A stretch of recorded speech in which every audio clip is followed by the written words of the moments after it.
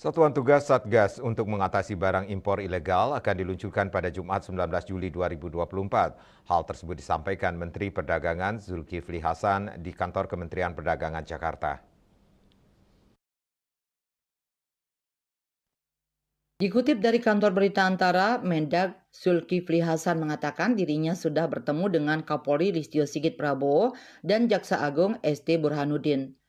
Zulkifli menyebut pihaknya sudah mengetahui lokasi-lokasi di mana barang impor ilegal masuk ke Indonesia. Adapun lokasi yang disebut menjadi tempat masuknya barang-barang impor ilegal antara lain Banten, Jakarta, Jawa Tengah, Jawa Timur, Sumatera Utara, Batam, dan Sulawesi Selatan.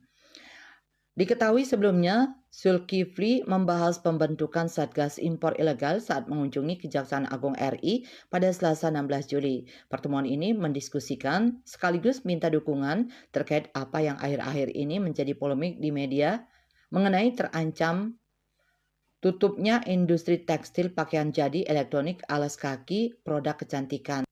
Ia menjelaskan bahwa alasan pembentukan Satgas adalah setelah pihaknya menemukan barang yang tidak terdata atau ilegal membanjiri pasar Indonesia.